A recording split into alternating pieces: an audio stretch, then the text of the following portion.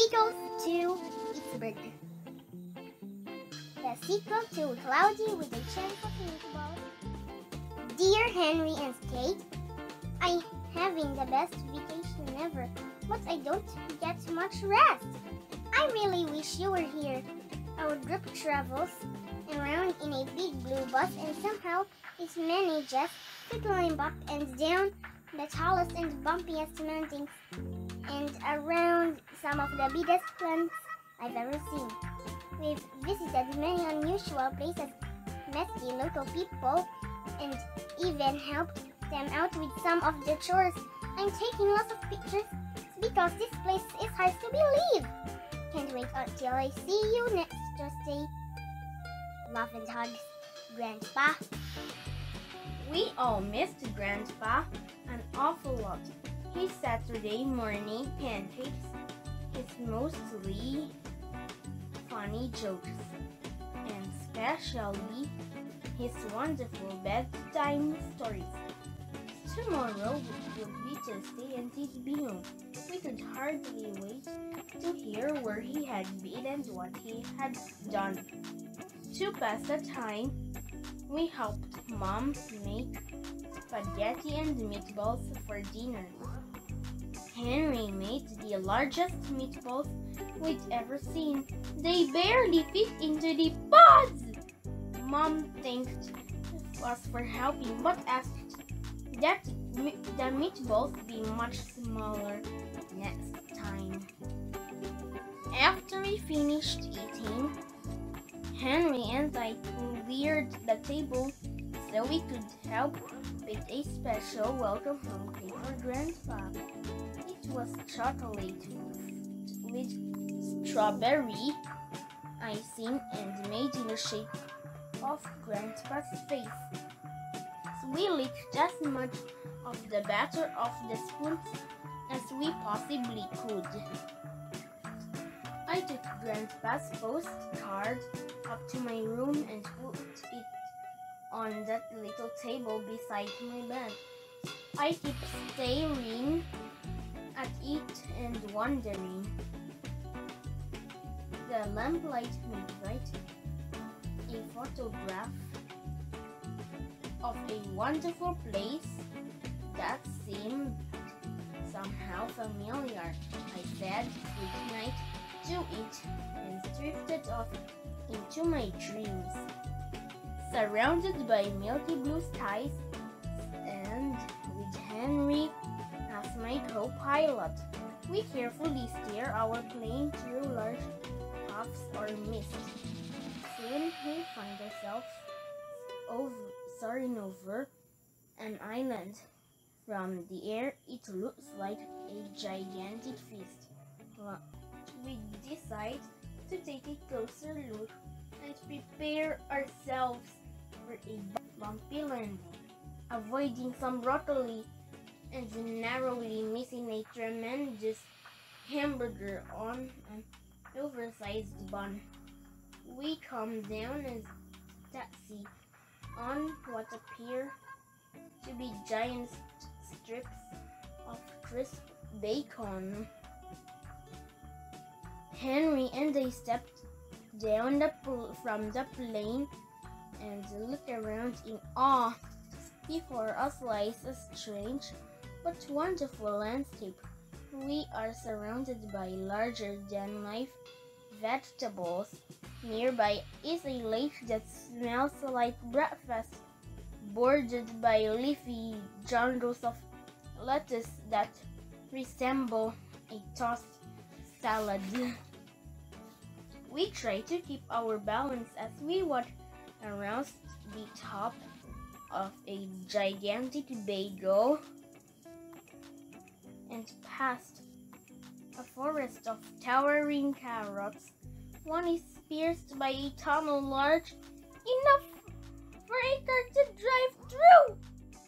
Off in the distance, we see popcorn snowing down onto the peak of enormous rolls sway above our heads, high up in trees that look like broccoli. Chubby birds are nesting eating huge shredded wheat biscuits. Ahead of us, at the end of a long road, lies what looks like an abandoned town. Eager to know where we are, we start walking toward it. Sweet-smelling rain begins to fall. It collects in hundreds of open containers that are lined up in a field beside the road. Lots of orange puddles are everywhere. Orange juice! All of a sudden, we find ourselves standing in the shadow of a giant tuna fish sandwich being delicately airlifted by a helicopter. In the distance, another helicopter races off with a jumbo pickle in tow. When we reach what is left of the town, we see the remnants of a sign welcoming us to a place called Chew and Swallow. Somehow, I know I've heard this name somewhere before. We walked through the entire town in amazement. Up ahead, lots of workers wearing helmets and dressed in matching uniforms are loading huge potatoes onto a truck. Other trucks sat under the weight of immense artichokes and enormous eggplants and massive peas and carrots. Foot-long veal cutlets are stacked up to be packed for shipping. To the east, the weather is changing and we can see sandwiches raining down. As soon as they land, they are piled up neatly, ready for shipment on a freighter and brought down by the shore. Large reservoirs of milk and cream flow into extra large containers, which are lined up ready to be loaded onto a ship. Printed the sides of the trucks are the words Falling Foods Company, large food for large and small countries free. One of the workers tells us that Chew and Swallow used to be a very ordinary little town, except that instead of weather, food rains down from the sky for breakfast, lunch, and dinner. Back then, he says, by some quirk of nature, the falling foods grew larger and larger. Storms of gigantic food threatened normal life.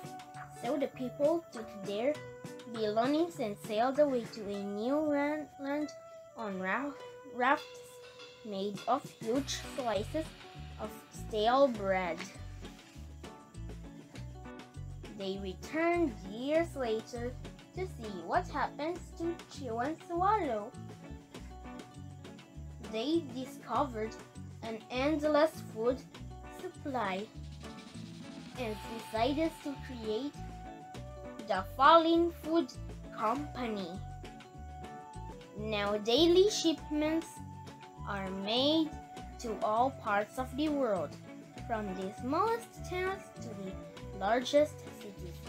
As soon as the food lands, it is wrapped, boxed, bottled, or packaged and sent out to people who need it.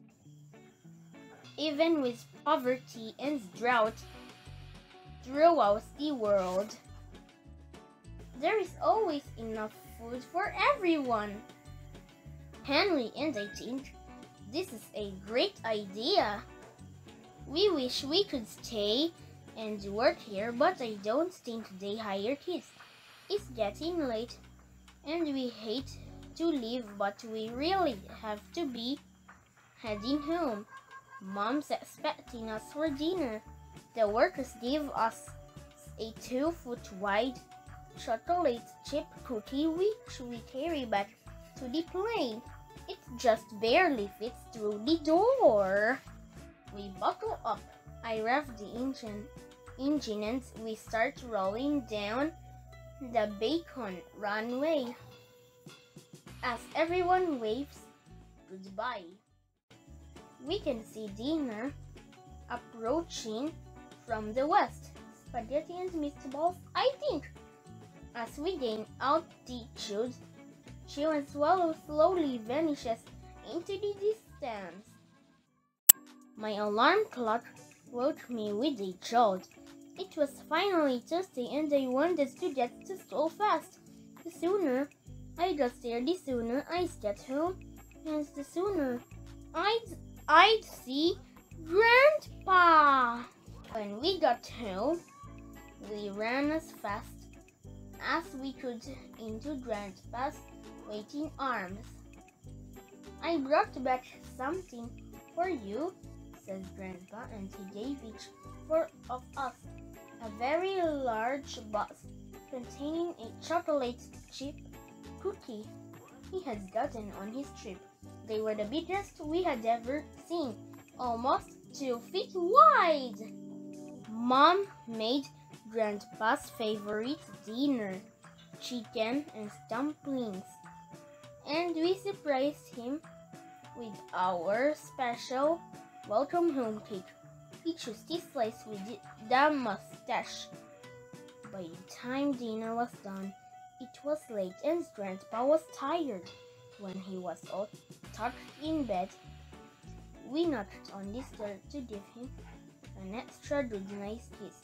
Then I told Grandpa the most wonderful tall-tale bedtime story he'd ever heard. It began, surrounded by milky blue skies, and with Henry as my co-pilot. Grandpa stayed awake till the very end. Then he looked at us with a very funny glint in his eye and said, "Wait till I show you the pictures I took on my trip." And then he drifted off into his own wonderful dreams. The end. Thank you for watching. Please click the subscribe button for more stories.